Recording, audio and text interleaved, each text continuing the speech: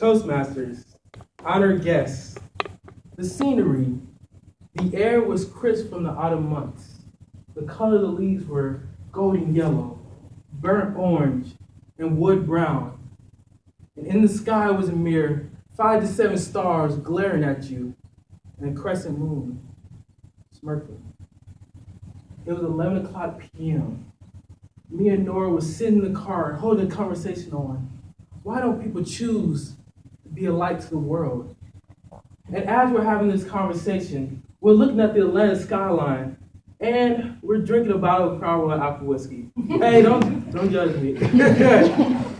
So as I'm about to take another burning throat sip, she stops me and says, wait, hold on, Justin, hold on, I got a question. I said, okay, what is it? Justin, I know you're an inspirational speaker, so if you had the world's attention just for a couple of moments, just for a couple of seconds, what would you say? Immediately, I looked down at the bottle with a decrepit look.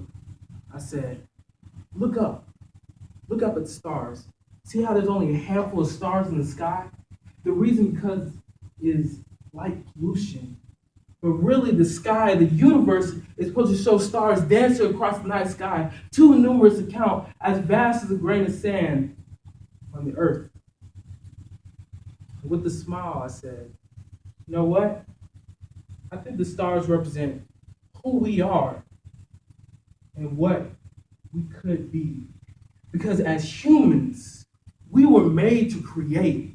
We were made to shoot across the night sky, giving hope and joy to every boy and girl who are wishing for a new life, who are wishing for their dreams come true. But fear, anger, resentment, shame, and so much more pollutes our soul. It pollutes our stars' light to the point where we cannot be seen for who we are, but we are seen for who we're not and the things that we can't do. But there are people in the world who let their light shine through the darkness. There are people in the world who let their light shine through the pain, through the scars, and through the tears, and become something more, something grand, somewhat like a glimmer of hope. For those who are looking for a spark when life is knocking at their door.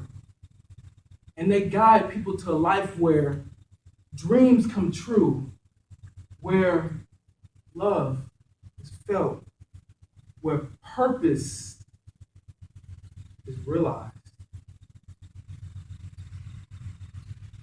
Like I said earlier, the human race was made to conquer.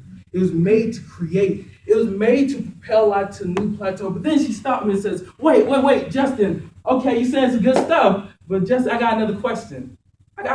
Justin. Can I ask my question? I said, okay, go. What's your question? She said, Justin, I can't. Why? Why what? Why? I'm having a hard time comprehending, Justin, because I just can't understand. Why don't we choose this life for ourselves? You speak of this light, this spark. Why don't we choose that for our own lives? Why? Why do we run from it, Justin? And I said, taking a big swallow of whiskey, I said, maybe it's because nothing in life is guaranteed. But we all know you reap what you sow. So maybe that's why, consequently, we don't feel like we deserve to be happy. We don't feel like we deserve to be successful. Or even for some of us, we don't feel like we deserve to be loved by another human being. Look, I know it's scary. I know life can push you all the way to the edge where you want to give up. I know. I get scared every day. Believe it or not, I get scared. And maybe that's the reason why I drink. Because I'm not scared of the person God didn't make me to be or the talents he didn't give me. But I'm more scared of the person that God created me to be and the talents and gifts he bestowed on my life. I'm more afraid of that. Because all the lines in Nelson Mandela's quote, our deepest fear is not that we're inadequate. but our deepest fear, that we as humans are truly powerful beyond measure.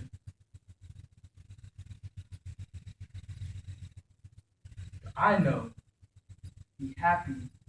And I know you know the depths of your soul and your essence and your very being, for you to feel love, for you to feel compassion, for you to find peace, for you to find hope. You have to find faith.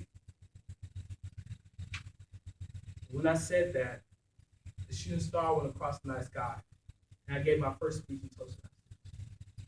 See, the purpose of me telling you the story is not to take you on an emotional rift. No, that's not the point. But it's to tell you that don't let the world's circumstances, don't let what you're going through steal your joy. Don't let the world's circumstances steal your passion, your love, who you are. Don't let it steal your destiny. Because you are capable of doing things that will leave people speechless, that will leave people on. Guess what? I'm wondering, how did you, when the world was against you, the world was telling you no, when people were trying to put you down, how did you persevere?